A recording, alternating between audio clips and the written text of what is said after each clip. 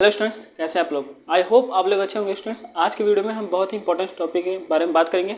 जैसा कि आप जानते हो कि हमारा जो सीरीज शुरू हुआ है एसी फंडामेंटल का, उसमें हम आज बात करेंगे जो हमने देखा था कि representation of the single phase AC के बारे में। इससे पहले जो है हमने generation of the single phase AC को देखा है।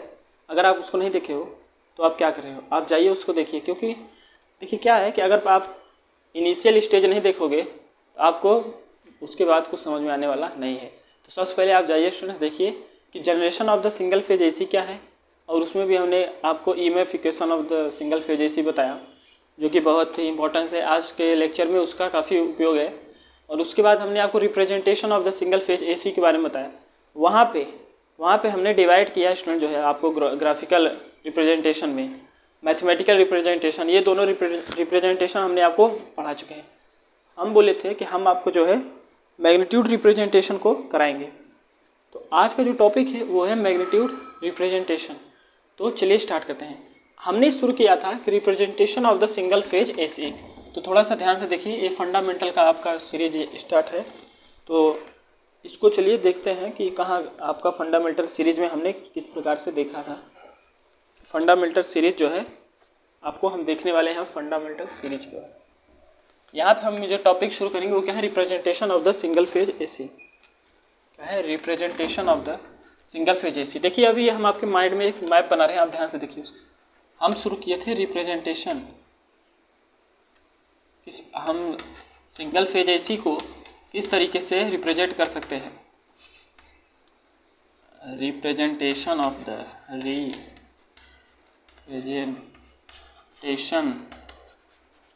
Of the single phase AC.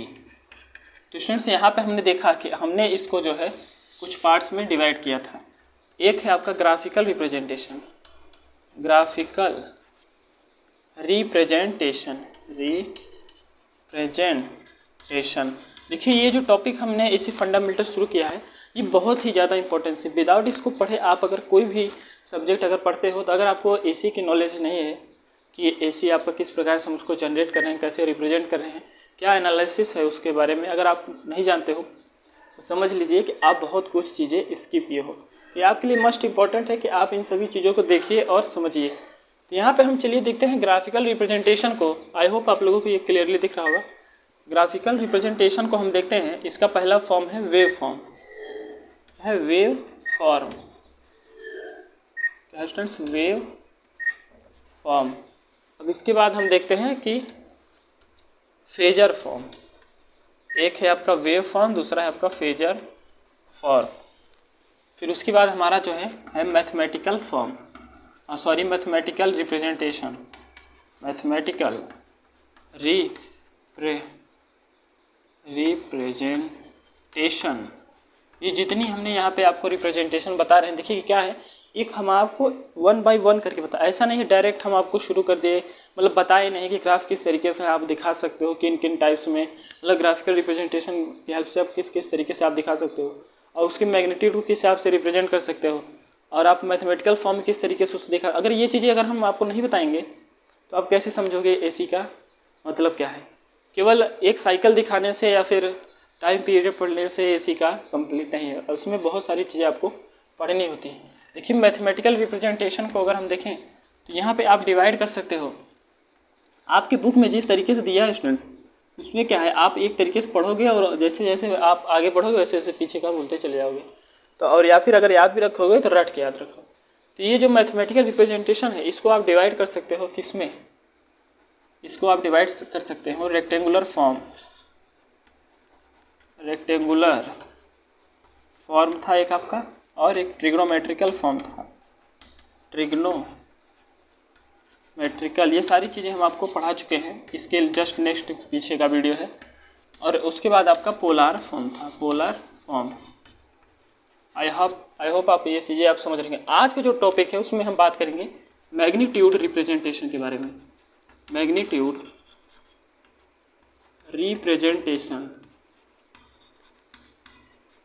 देखिए मैग्नीट्यूड रिप्रेजेंटेशन के बारे में अगर हम बात करें तो यहाँ पर हम देखेंगे कि हमारा सबसे पहले क्या है कि हम बात करेंगे सबसे पहले सबसे पहले जो है आपका इंस्टेंटेनियस वैल्यू। इंस्टेंटेनियस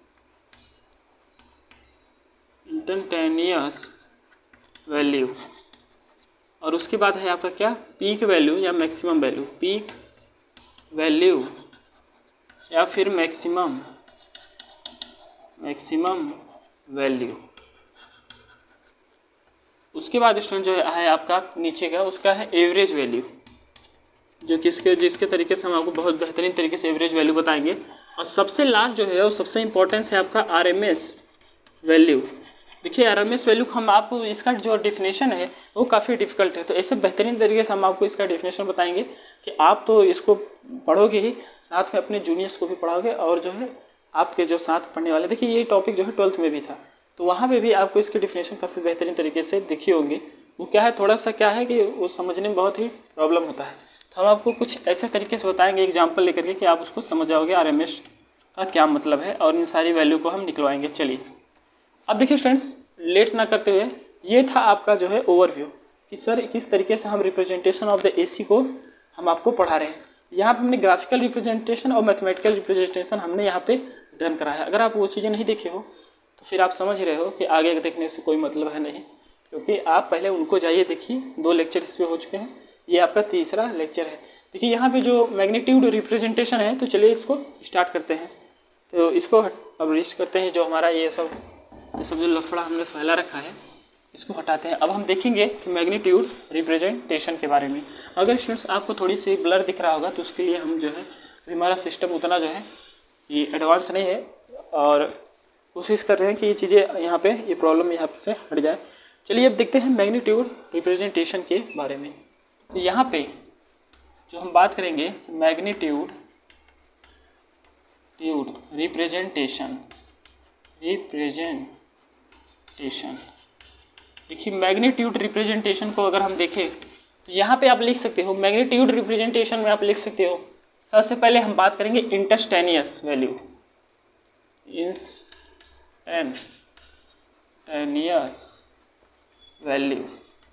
ये क्या मतलब, इंस्टेंट मतलब क्षणिक मात्र में हम इसकी जो है देखें।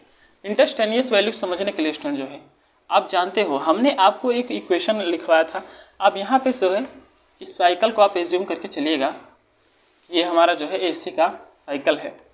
तो देखिए ये क्या है, पूरा यहाँ से यहाँ तक ये 1 साइकिल इसको बोला जाता है। ये क्या है, 0 है, ये पाई है, ये 2 पाई है।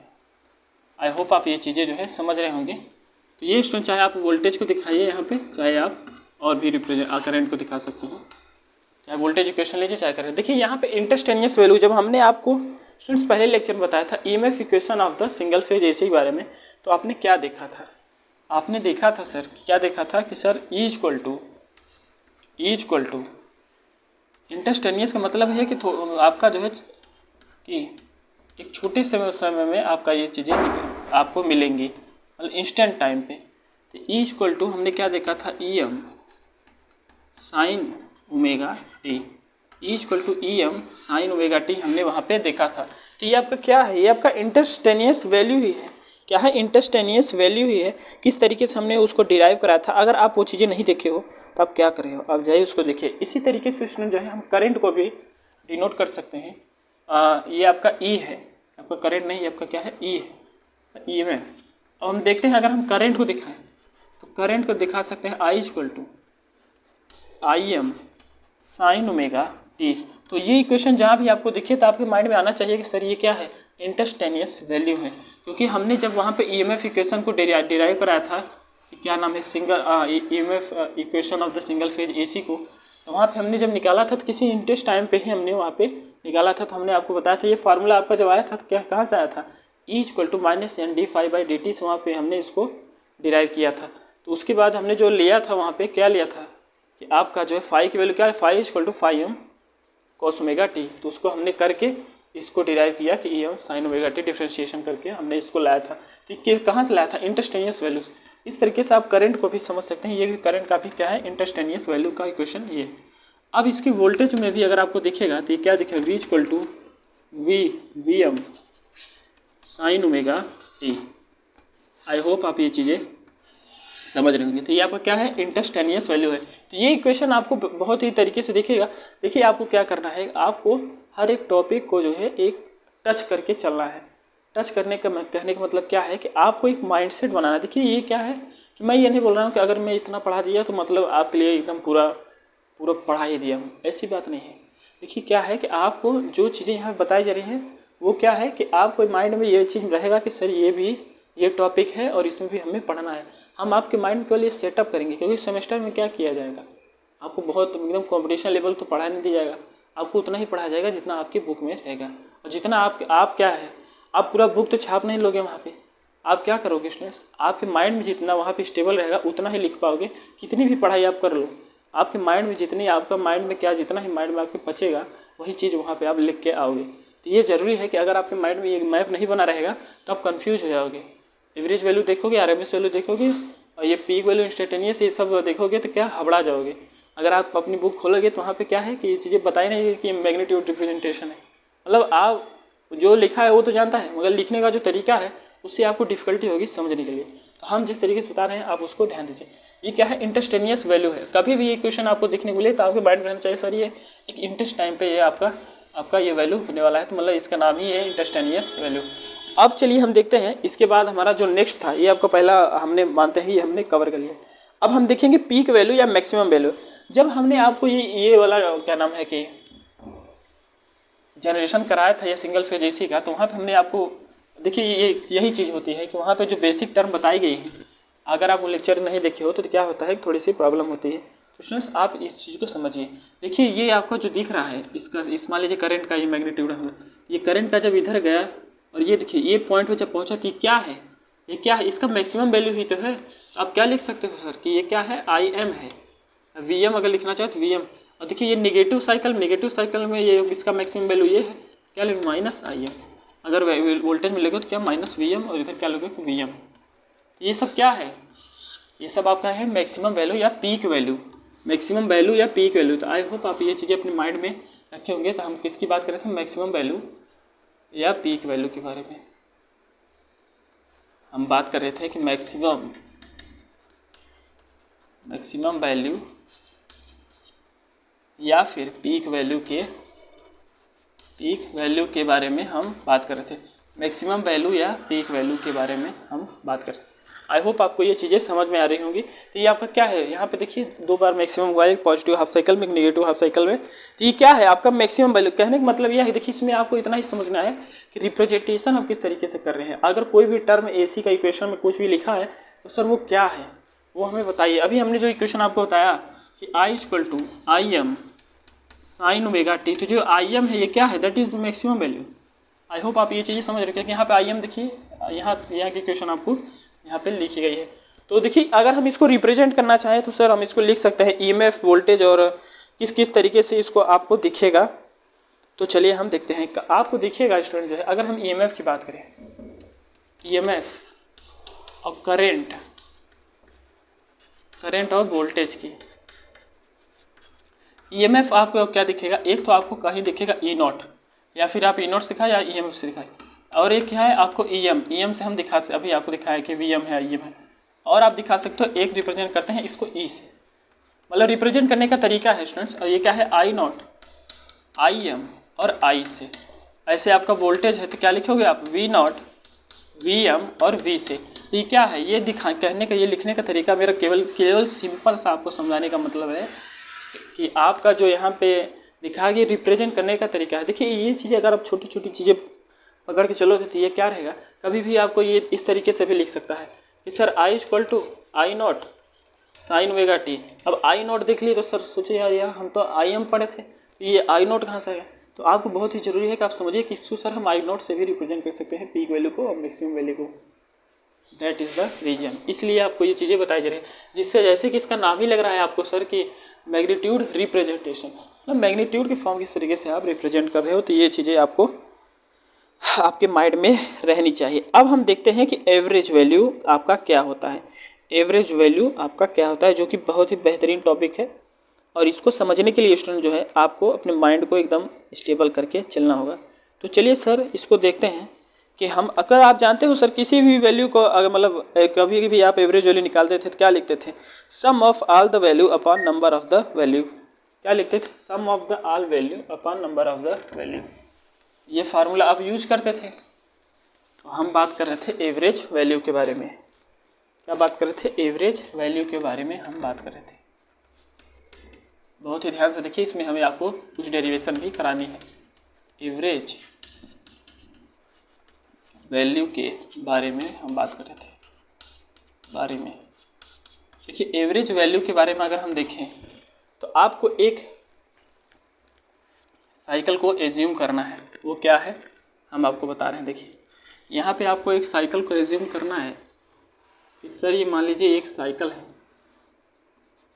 और यहाँ मान लीजिए करंट है या फिर वोल्टेज है, करंट है या फिर वोल्टेज है। तो ये देखिए क्या है, 0 है, ये पाई और ये 2 पाई। आई होप आप ये चीज़ें समझ रहे होंगे। तो ये आपके माइंड में रखें। आप इस एवरेज निकालने के स्टूडेंट्स जो है आप एज्यूम करिए कि सर इसको जो है हम एक इंस्टेंट पार्ट में डिवाइड कर रहे हैं, जिसको हम लिख सकते हैं कि I1 I0 I1 I2 I3 से डॉट डॉट डॉट IN। तो ये चीज़ें आप मान के चलिए कि सर ये चीज़ें हम इसको एक इंस्टेंट पार्ट में डिवाइड करके हम मान रहे हैं कि एक आपका I1 है, I2 है, I3 है। इस तरीके से जो है हम ये चीज़ें मान रहे हैं। आप लिख सकते हो सर कि एवरेज वैल्यू क्या लिख सकते हो कि sum of all the value upon number of the value. आप ये जो है कभी भी सवाल कभी भी आप लगाते होंगे तो यहाँ पे नोट करते होंगे। या फिर आप लिख सकते हो कि area under the half cover upon length of the half cycle. ये भी आप लिख सकते हो एवरेज निकालने के लिए, क्योंकि यहाँ पे हम देखिए यहाँ पे सबसे इंपॉर्टेंस ये है कि जो एवरेज हम निकाल रहे हैं केवल हाफ साइकिल के लिए अभी हम निकाल रहे हैं। क्या? हाफ साइकिल के लिए। कभी भी स्टूडेंट्स आप ध्यान दीजिएगा, कभी भी आपको पूछा जाए कि एवरेज वैल्यू क्या होती है तो आप उनसे पूछिए कि सर आप किसके लिए पूछ रहे हैं। अगर आप हाफ साइकिल के लिए पूछ रहे हैं तो उसका अलग है और फुल साइकिल के लिए आपको यहाँ पे अलग दिखेगा। तो हम आपको अभी सारी चीज़ें बताएंगे। ये देखिए, अगर हम हाफ लिखना चाहें इसको हम क्या लिख सकते हैं कि क्या लिख सकते हैं हम कि all the number of the, क्या लिख सकते हैं, sum of all the value upon number of the value. Average value के क्या लिख सकते हैं? एवरेज वैल्यू को हम क्या लिख सकते हैं कि sum of all the value, मतलब जितनी वैल्यू दी है sum of all the value upon number of the value, number of the value. या फिर आप लिख सकते हो area of the half cycle upon length of the half cycle. ये चीज़ें भी आप लिख सकते हो, area of the half cycle upon length of the half cycle भी आप ये चीज़ें नोट कर सकते हो कि length of the half cycle क्या है। तो चलिए अब इसको हम देखते हैं और किस तरीके से यहाँ पे हम ये सारी चीज़ें यहाँ पे देखेंगे। तो आई एवरेज अगर हम निकालना चाहें स्टूडेंट्स, आई एवरेज हम निकाल रहे हैं केवल हाफ साइकिल की, ये अपने माइंड में रखिएगा। देखिए आई एवरेज को अगर हम निकालते हैं लिख सकते हो कि taking the area of the alternating of, यहाँ पे जो पाई दिख रहा है पूरा मतलब हाफ साइकिल के लिए निकाल रहे हो तो ये इसका टाइम पीरियड आपका ये देखिए T=पाई हो जाने वाला। ये चीज़ें अपने माइंड में रखिएगा। यहाँ से यहाँ तक इसके जो है हम निकाल रहे हैं पाई तक के, 0 से पाई। तो अगर इसको हम लिखें तो आप क्या लिख सकते हो? आप लिख सकते हो कि सर ये जो हम लिखने वाले हैं आई एवरेज लिखने वाले हो तो क्या लिख सकते हो? देखिए एक तो आप इंटीग्रेशन लोगे, आई एवरेज इंटीग्रेशन लोगे कहाँ से? 0 से पाई तक का। और यहाँ पे आई अब इसको जो आप जानते हो कि यहाँ पे आई अगर हम लिखेंगे तो क्या लिख सकते हैं कि आई एम साइन ओमेगा टी। तो डायरेक्ट लिख दे रहे हैं कि आई एम जो है साइन ओमेगा टी लिख रहे हैं। और क्या लिख रहे हैं कि इसका इंटीग्रेशन करेंगे किसके रिस्पेक्ट में? किसके रिस्पेक्ट में करेंगे? डी ओमेगा टी के रिस्पेक्ट में। आई होप आप ये चीज़ें समझ रहे हैं। किसके रिस्पेक्ट में करेंगे? डी ओमेगा टी के। चलिए यहाँ पे जो हम लिख रहे हैं बटे में करेंगे यहाँ पे, क्योंकि आप जानते हैं नंबर ऑफ द वैल्यू। तो हम यहाँ क्या लिख सकते हैं? पाई माइनस 0, जिसको हम केवल पाई से दिखा रहे हैं। तो इतनी चीज़ें आई होप आपको समझ में आई होंगी। तो आप हमें बताइएगा। कुछ नहीं करना है, इंटीग्रेशन करना है 0 से पाई लेके और किसको? Current I. अब आई की वैल्यू जानते हैं, आई एम साइन ओमेगा टी हम रखे हैं, ये आपका डी ओमेगा टी। इसको अगर स्टूडेंट्स आप करोगे तो आप देख रहे हो आई एम आपका बाहर आ जाने वाला है। आप क्या लिखोगे? आई एवरेज क्या लिखोगे? अगर आप आई एम को बाहर ले रहे हो, किसको? आई एम को अगर आप बाहर ले रहे हो, कैपिटल आई लिखते हैं। अगर आई एम को आप बाहर ले रहे हो तो यहाँ पे क्या होगा? आई एम और पाई को आप बाहर ले लीजिए, पाई भी आपको बटे में है। तो आपका 0 से पाई इंटीग्रेशन करना है किसका? साइन ओमेगा टी और डी ओमेगा। तो ये चीज़ें स्टूडेंट्स आप आई होप आपको ये चीज़ें समझ में आ रही होंगी। तो इसको अगर आप इंटीग्रेशन करोगे इसका तो क्या होगा? देखिए ये क्या होगा? माइनस साइन ओमेगा टी आपका हो जाने वाला है। तो इसको आप लिख सकते हो कि I am pi minus cos omega T और ये माइनस का आपको हम इसको बाहर निकाल दे रहे हैं, क्योंकि माइनस में तो इसको हम बाहर निकाल रहे हैं, तो माइनस आपका यहाँ पे आ जाने वाला है। तो ये माइनस आप एज्यूम करिए कि सर ये माइनस हम इसको यहाँ पे ले रहे हैं, बाद में हम इसको लिखेंगे। तो ये आपका आई एवरेज हम निकाल रहे थे, आई एवरेज। तो ये जो हम लिख रहे हैं कॉस ओमेगा टी किससे, 0 से पाई। आई होप आपको ये चीज़ें समझ में आ रही है। तो आप लिख सकते हो कि सर यहाँ पे आई एम पाई जो हम निकाल रहे हैं, एवरेज जो हम निकाल रहे थे, आई एम पाई, और यहाँ माइनस भी लगा था, ध्यान दीजिएगा। मतलब ये क्या है, minus I am upon pi, और जो ये दिख रहा है आपको, एक बार ये क्या होगा, कॉस पाई हो जाएगा, एक बार माइनस कॉस आपका 0 होने वाला है। तो ये चीज़ें आप समझिए। तो इसकी वैल्यू को अगर आप सॉल्व करोगे आगे, तो आपको क्या मिलेगा, पाई क्या मिलेगा, -1 और -1 आपको देखने को मिलेगा। तो ये आपका क्या हो जाएगा, -2, और इधर जब ये आएगा डिवाइड में, मतलब आप इस तरीके से, इतनी वैल्यू थी आपकी, जब ये इधर लिखेंगे तो ये माइनस माइनस आपको प्लस, अब क्या लिखने वाला हो, 2im अपॉन पाई। ये स्टूडेंट जो है आपको दिखा ये वैल्यू 2im अपॉन पाई, इसको अगर आप भाग दोगे कि क्या नाम है कि जो आपको 2 अपॉन पाई दिख रहा है, इसको अगर आप फर्दर सॉल्व करोगे तो आपको क्या मिलने वाला है, आपको मिलेगा 0.637 im। इसकी वैल्यू भी आप इसको याद रखिएगा कि 0.63 im इस आई एवरेज की जो आपको इक्वेशन मिला है। तो कहने का मतलब ये है कि जो आपको ये इक्वेशन मिला है, ये हाफ साइकिल के लिए आपको हमने यहाँ पे निकलवाया है। जैसा कि हमने यहाँ पे आपको बताया था कि सर ये क्या है, हमने हाफ साइकिल के लिए ये निकाला। तो इसमें स्टूडेंट्स आपको बिल्कुल टफनेस है, बिल्कुल टफनेस नहीं है, बहुत ही सिंपल है। तो आप इस चीज़ों को नोट कर लीजिए। आई होप आपको ये क्लियरली जो है दिख रहा होगा। कॉस पाई की वैल्यू आपको दिख रही है कि हमने क्या लिया, -1 लिया है, और -0 आपको दिख ही रहा है, उसकी 1 वैल्यू हो जाए। तो ये चीज़ें स्टूडेंट जो है आई होप आपको बहुत ही क्लियरली तरीके से दिख रही होगी। तो सर ये जो हमने निकाला, ये किसके लिए, हाफ साइकिल के लिए हमने ये सारी चीज़ें यहाँ पे निकाली हैं। तो अगर आपको ये चीज़ें समझ में आई हैं तो आप कमेंट करिएगा। अब हम चलिए देखते हैं इसके आगे, ये जो हमने निकाला ये किसके लिए निकाला, हाफ साइकिल के लिए। अगर आप फुल साइकिल के लिए निकालोगे स्टूडेंट्स, कभी भी आप देखें average value of the full cycle के लिए निकालोगे, तो वो क्या होगा, उसकी आपको आंसर जो वहाँ पे 0 देखने को मिलने वाला है। तो आप इसको डेरिवेट करिएगा। क्यों, कि किस तरीके से डेरिवेट करेंगे, एक बार आप इसको किससे 0 से पाई इंटीग्रेट करिएगा, फिर वहाँ से पाई से 2 पाई करिएगा, क्योंकि वहाँ पे दिख रहा है आपको पूरी साइकिल को लेना है। कहने का मतलब ये है, आई की वैल्यू आप पहले एक बार इंटीग्रेट करिएगा 0 से पाई, फिर उसके बाद क्या नाम है कि आपको पाई से 2 पाई करिएगा। एक बार 0 से पाई करिएगा इस आई को, फिर एक बार जो है माइनस लगा के करेंगे 0 से 2 पाई आप करिएगा इसको, और जो आपको टाइम यहाँ दिखता है वो क्या है, t = 2 पाई। आई होप आप ये चीज़ें समझ रहे होंगे। तो ये आप इसको समझ के चलिएगा। तो यहाँ पे जो चीज़ें दिखाई गई हैं वो आप इसको जो है स्टूडेंट्स नोट कर लीजिए। हाफ साइकिल आपको ये दिखाया गया है। अब जो हम बताएंगे वो आपको फुल साइकिल के बारे में, क्या नाम है, फुल साइकिल की अगर एवरेज वैल्यू देखेंगे तो आपको 0 मिलने वाला है। तो ये स्टूडेंट्स जो है आपको क्या मिला, आपको मिला कि सर एवरेज वैल्यू आप इस तरीके से देख सकते हो यहाँ पे। तो अगर आपको ये चीज़ें समझ में आई है तो आप जो है कमेंट करिएगा। अब चलिए हम इसके आगे देखते हैं और बात करेंगे कि किस तरीके से हम अब बात करेंगे आरएमएस वैल्यू को। आरएमएस वैल्यू को समझने के लिए स्टूडेंट जो है, आरएमएस वैल्यू को समझने के लिए आपको बहुत ही ज़रूरी है कि आप रिलैक्स करें, क्योंकि रिलैक्स में बहुत ही सुकून है। पहले आप जो है रिलैक्स करिए, उसके बाद हम आपको बता रहे हैं कि आरएमएस वैल्यू को। अब आपका जो मेन टॉपिक है वो क्या है, आरएमएस वैल्यू है, लास्ट भी है।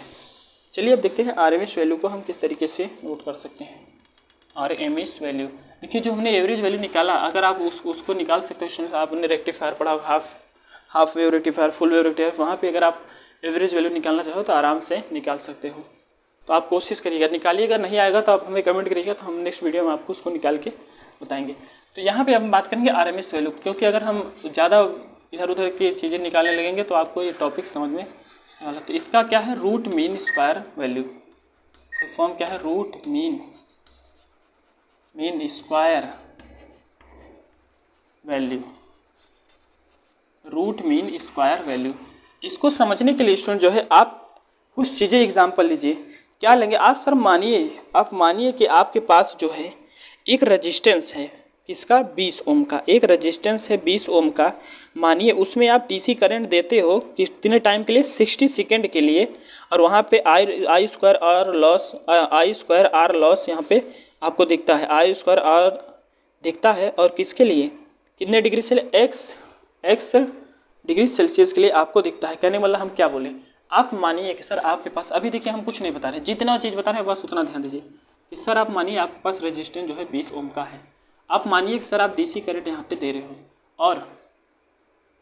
और जो है यहाँ पे डीसी करंट दे रहे हो एट टाइम टी के लिए, एट टाइम टी पे, मतलब आप मानिए कि यहाँ पे आपके पास जो रेजिस्टेंस है वो 20 ओम का है और डीसी करंट दे रहे हो कितने सेकंड के लिए, मान लीजिए 60 सेकंड के लिए आप देख रहे हो। टाइम कितने दिया है, 60 सेकंड के लिए आप इसको देख रहे हो और यहाँ पे इसकी वजह से I² R आपका ये लॉस होता। और जो है यहाँ पे मानिए कि डिग्री सेल्सियस जो है आपका x डिग्री सेल्सियस आपका यहाँ पे होगा।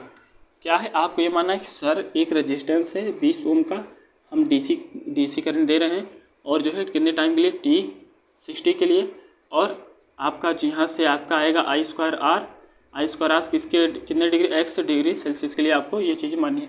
ठीक इसी का एक एग्जांपल और लीजिए। सर मानिए कि आपके पास एक रेजिस्टेंस और है और सेम 20 ओम का, बट यहाँ पे जो है आपको चेंज करना है IAC, मतलब AC करंट आपको देना है कितने टाइम के लिए, सेम टाइम के लिए। कितने I² R बिल्कुल सेम है और x डॉट मतलब x डिग्री सेल्सियस के लिए। तो कहने का मतलब अब जो इसकी वैल्यू निकल के आती है स्टूडेंट्स वो इसके वैल्यू के इक्वल होती है। तो यही आपका RMS जो है बोलता है कि सर ये चीज़ें यही है।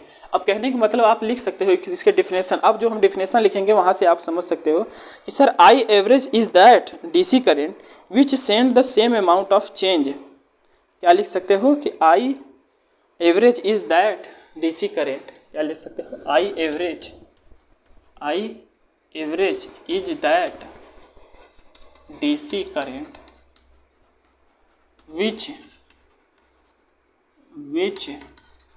send the same amount of, क्या लिख सकते हो, which send the same amount of change so that AC current through the same circuit which send the same amount of change which send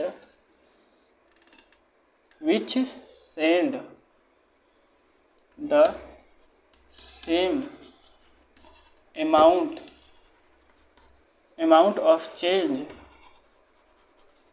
which amount of change that, जब आपका AC current भी आपको वहाँ पे दिया जाएगा as that AC current through the same circuit, क्या लिख सकते हैं, as that change as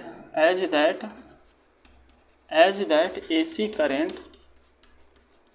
current through the same circuit, जैसा दिख रहा है आपको सर्किट सेम है, through the same circuit at the same time।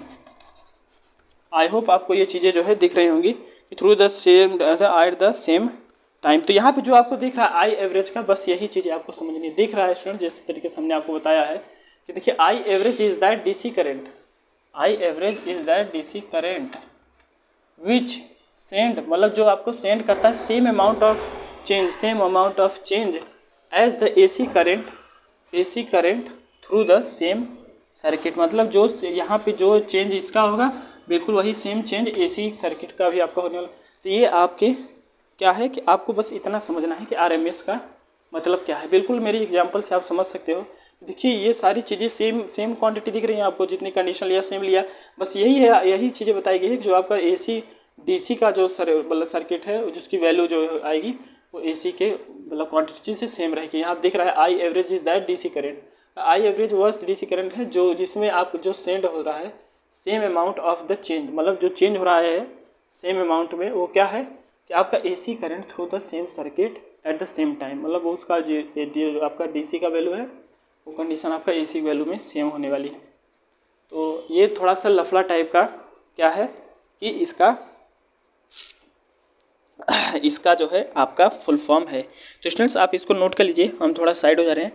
अब हम देखते हैं कि RMS वैल्यू या फिर root mean square value of AC को हम सिंगल फेस AC किस तरीके से हम इसको देखेंगे। तो पहले हम इसको क्या ले रहे हैं, आपको एज्यूम कर रहे हैं कि I = sin ओमेगा t लेंगे और फिर उसको हम जो है स्क्वायर करेंगे, फिर टेकिंग द एवरेज, फिर हम उसका जो है एवरेज वहाँ पे लेने वाले हैं। तो चलिए स्टूडेंट्स अब देखते हैं कि किस तरीके से हम इसके आगे देखेंगे। तो इसको रेस्ट करते हैं, अब इसके आगे हम देखते हैं। तो यहाँ पे आई होप आपको ये RMS जो है समझ में आया होगा, नहीं समझ में आया होगा तो आप एक दो बार और देखेंगे तो आपको ये सारी चीज़ें आ जाएंगी। तो मैग्नीट्यूड रिप्रेजेंटेशन में हमारा लास्ट टॉपिक जो है वो RMS है। क्या है? RMS है। एक बार अगर आप ये देख लोगे तो BEE आप ले, या BEE या फिर EE या फिर GE, जो भी है आपका सब्जेक्ट अलग अलग ब्रांच के लिए, वो सारा मतलब क्वांटिटी सेम ही है। तो अब देखते हैं हम RMS की वैल्यू की बात कर रहे थे किसके? RMS की। RMS की जो कि क्या है आपका? Root mean square value. Root mean square value, इसके बारे में हम बात कर रहे थे। अगर हम इसमें देखें स्टूडेंट्स, आप एज्यूम करिए कि I equal to sir IM sine omega T आप एज्यूम करें। चलिए अब एज्यूम करिए सर इसको हम स्क्वायरिंग बोथ साइड कर रहे हैं। स्क्वायरिंग बोथ साइड, देखिए क्या है? रूट लिए। अब स्क्वायरिंग, आपको स्क्वायरिंग बोथ साइड पहले करना है। आप क्या लेंगे? Squaring both side. Squaring both side अगर आप स्क्वायर कर दोगे तो आपको क्या मिलेगा? I equal to I square IM square और क्या है? Sine square omega T. तो स्टूडेंट्स आप साइन स्क्वायर ओमेगा टी को क्या लिख सकते हो? एक फार्मूला होता है, आपको फर्स्ट ईयर में आप पढ़े होंगे कि 1 minus cos 2 omega T upon 2 omega T upon 2। I hope आप ये चीज़ें जो है समझ रहे होंगे कि किस तरीके से हम ये फार्मूला आपको लिखवा रहे हैं। क्या लिख सकते हैं? 2 ओमेगा टी अपान 2। तो आई होप आपको ये चीज़ें जो है स्टूडेंट्स दिख रहे होंगे। ये फार्मूला जो है बहुत ही इंपॉर्टेंस है। तो किस तरीके से हम कर रहे हैं आप इसको बहुत ही ध्यान तरीके से आप इसको देखिए। अगर यहाँ पे बिल्कुल आपको कोई दिक्कत आने वाली नहीं है तो ठीक है, बिल्कुल सही है। चलिए अब इसके आगे हम देखते हैं कि 1 माइनस, हमने क्या लिखा? 1 minus cos 2 omega T upon 2। अब हम इसके बाद देखते हैं सर कि इसके बाद हम क्या लेंगे? इसके बाद हम लेने वाले हैं कि आपको करना है taking the average given the value. मतलब आपको हाफ साइकिल मतलब 0 से पाई के लिए आप यहाँ से एवरेज को लीजिए, 0 से पाई के लिए। तो आप देख रहे हो वो 2 को हम बाहर निकाल लेंगे। तो चलिए किस तरीके से हम इसको देखते हैं, फिर जो है आपको बताते हैं। चलिए देखिए यहाँ पे देखते हैं कि यहाँ पे हम क्या कर लेंगे कि taking the average, taking the, इधर से लिखते हैं, क्या लिखेंगे? Taking the average. Taking the average अगर हम लें तो आप क्या लिख सकते हो कि I square average equal to, आप सर ये लिख सकते हो कि IM स्क्वायर, इस 2 को बाहर ले लीजिए यहाँ से 1/2 में, तो इसके अपॉन में आ जाएगा। और जो है जो आपको दिख रहा है 1 मतलब इसको इंटीग्रेशन में लेना है क्योंकि एवरेज ले रहे हैं किसके? 0 से पाई के लिए। अब 0 से पाई के लिए आप इंटीग्रेशन ले रहे हो, उसके बाद आपको क्या करना है? 1 माइनस कॉस 2 ओमेगा टी तो लेना ही है, आपको सेम दिख रहा है, बट अपॉन में क्या? पाई माइनस 0 आपका हो जाना। तो यहाँ पर पाई लिखिए आप। आई होप आप ये चीज़ें लिख रहे होंगे कि एवरेज वैल्यू जो फार्मूला हमने वहाँ बताया था उस तरीके से यहाँ पे हुआ है। आई होप आप ये चीज़ें समझ रहेंगे। तो इसके इंटीग्रेशन को अब हमें करना है तो किस तरीके से हम करेंगे वो आप देखिए। तो जो है I स्क्वायर एवरेज को अगर हम यहाँ पे देखें तो I स्क्वायर एवरेज को यहाँ पर पहले नीचे ही लिख लेते हैं। देखिए तो यहाँ पे हम देख रहे थे कि इस तरीके इसको हम यहाँ पे लिख रहे हैं एवरेज को। अगर हम देखें तो यहाँ पे लिख सकते हो कि सर IM का स्क्वायर अपान 2 तो है ही, अगर हम इसको इंटीग्रेशन करेंगे तो ये क्या हो जाएगा आपका? ओमेगा टी 0 से पाई माइनस क्या हो जाएगा? ये आपका हो जाएगा साइन, क्या हो जाएगा आपका? ये अगर हम इसको इंटीग्रेशन करेंगे किसका क्या नाम है? कॉस 2 ओमेगा टी का, अगर हम इसको क्या करेंगे? इस जो पाई दिख रहा है स्टूडेंट्स आप इसको बाहर ले लीजिएगा, पाई आप बाहर ले लेंगे। तो अब जो हम करने वाले हैं इंटीग्रेशन, सबसे पहले हम इसका 1 करेंगे तो ये आपका जो है ओमेगा टी एन सब आने वाला है। इसका हम करेंगे तो ये आपका क्या आएगा कि साइन 2 ओमेगा टी अपान में क्या होगा? अपान में जो है आपको ये चीज़ें देखने को मिलने वाली हैं। क्या होगा? अपान 2। तो साइन 2 ओमेगा टी अपान 2 और किसका इंटीग्रेशन होगा? 0 से पाई के बीच में। आई होप आप ये चीज़ें समझ रहे होंगे। तो अगर आप इसको फर्दर सॉल्व कर, कहना कुछ मतलब कुछ नहीं, आपको ओमेगा टी के बाद पाई माइनस 0 रखना है, फिर एक बार जो है यहाँ पे जो है इस तरीके को आपको करना है।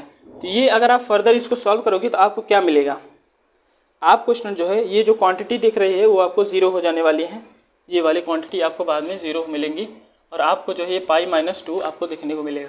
तो इसको अगर आप सॉल्व करोगे तो क्या लिख सकते हो, आप इसको लिख सकते हो कि आई एम, देखिए आई एवरेज को अगर हम देखें आई स्क्वायर एवरेज, हम क्या लिख सकते हैं कि यहाँ पे आपको जो वैल्यू दिया है आई एम स्क्वायर अपॉन 2, और उसके बाद जो है हमने बोला कि ये क्वांटिटी जो है आपको टोटल ये हम देखेंगे, और ये जो यहाँ पे लिख सकते हैं हम क्या लिख सकते हैं कि 0 पाई माइनस 0। तो अब 0 की तो कोई मतलब आप इसकी वैल्यू समझिए, यहाँ पे जो है पाई भी था, तो आप ध्यान दीजिएगा पाई भी था। तो अब स्टूडेंट जो है आप इसको पाई से पाई क्या कर सकते हैं, क्रॉस कर सकते हो। ये अगर 0 आपका हट जाएगा तो क्या पाई से पाई क्रॉस हो जाएगा, इनटू में, फिर आपका क्या बचेगा I average square I am का स्क्वायर अपान 2।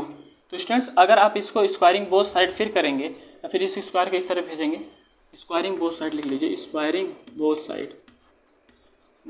साइड अगर आप करोगे तो आपको क्या मिलेगा, आपको मिलेगा कि सर ये जो स्क्वायर है ये हट जाने वाला है, तो क्या होगा, या रूट आप रूट ले लीजिए, स्क्वायरिंग नहीं या फिर रूट आप दोनों तरफ जो है रूट का लेंगे, तो आपको क्या होगा आई एवरेज, या इस स्क्वायर को इस तरफ भेज दीजिए, तो क्या हो जाएगा रूट में आई एवरेज जो है।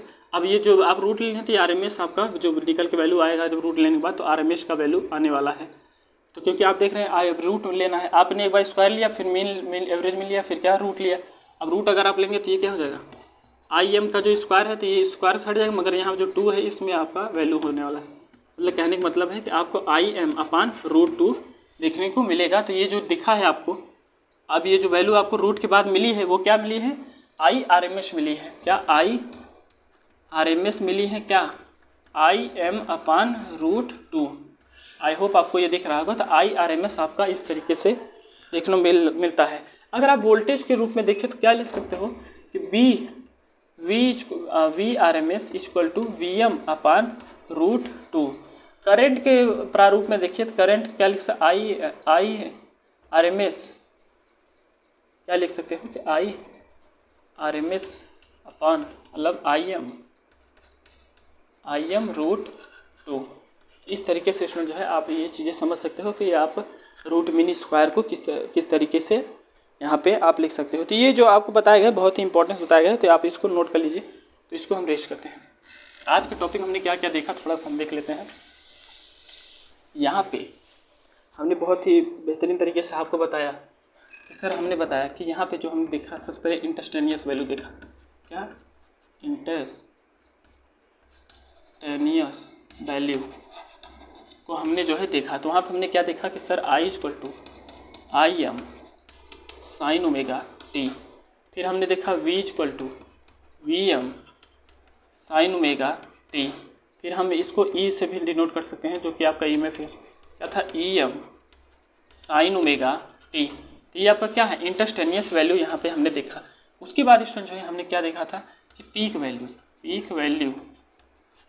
या फिर average maximum value, peak value या फिर मैक्सिमम वैल्यू, पीक वैल्यू या फिर मैक्सिमम वैल्यू हमने क्या देखा कि सर हम उसको आई एम से दिखा सकते हैं या फिर हम उसको आई नॉट से दिखा सकते हैं या फिर आई से दिखा सकते हैं करंट को।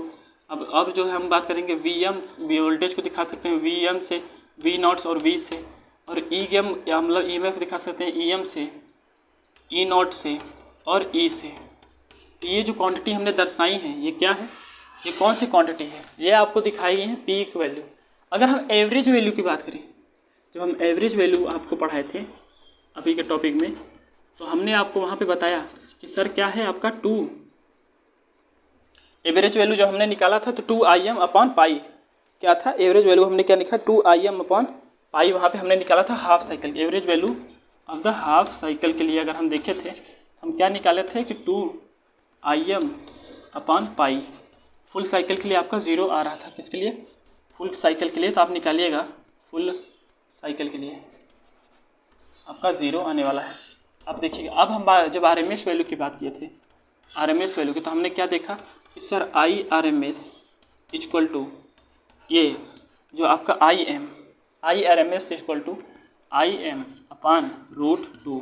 इस तरीके से हम वोल्टेज को देखा तो VRMS इक्वल टू VM अपान √2। इस तरीके से हम अगर देखें EMF को तो ERMS equal to EM upon √2। I hope आपको ये चीज़ें जो है दिख रही होंगी किस तरीके से हमने यहाँ पे IRMS को दिखाया है। देखिए ये जो IRMS है एवरेज है, जो भी इसमें अगर आप ट्रांसफार्मर पढ़ेंगे तो वहाँ पे भी इन सारी चीज़ों को उसके जो है इक्वेशन को आप डिराइव करेंगे तो वहाँ पे भी इन सारी चीज़ों का रोल है। मोटर पढ़ेंगे, इंडक्शन मोटर पढ़ेंगे, सिंक्रोनस मोटर पढ़ेंगे, कहीं पढ़ेंगे, जब निकालने लगेंगे सर उसका जो है EMF इक्वेशन कुछ भी, तो वहाँ पर क्या होगा, इन सभी का बहुत ही रोल है। अगर फार्मूला नहीं पता रहेगा तो IM की वैल्यू तो आप निकाल लोगे, अगर उसके आगे क्या करोगे, उसके आगे आप तभी कर सकते हो जब आपको सारी चीज़ें पता रहेंगी कि किस तरीके से आपका RMS है, किस तरीके से आपका ये है। तो रटिए मत, कभी भी आप पूछा जाए सर ये एवरेज वैल्यू, तो ध्यान रखिएगा हाफ साइकिल के लिए 2m अपान पाई होता है और बाद में फुल साइकिल के लिए आपका 0 होगा। बताया हमने तरीका किस तरीके से आपको निकालना है। तो ये स्टूडेंट जो है आपका टॉपिक था कि आप किस तरीके से जो है AC को रिप्रेजेंट कर सकते हो। तो अगर आपको ये टॉपिक समझ में आया है तो आप जो है चैनल को सब्सक्राइब करिए और वीडियो को लाइक करिए और शेयर करिए। शेयर करना ना भूलिए, क्योंकि ये क्या है, that is the motivation for me. ये ज़रूरी है कि आप इसको जो है चैनल को सब्सक्राइब करिए और आपके जितने भी दोस्त हैं आपके साथ पढ़ने वाले हैं उनको भी इनके बारे में बताइए और जो है उनको रिकमेंड करिए कि इनके लिए जो है आपके लिए ये सारी चीज़ें बहुत ही इंपॉर्टेंट है। और आज के लिए इतना ही, मस्त से पढ़िए, ख्याल रखिए। चलिए, थैंक यू।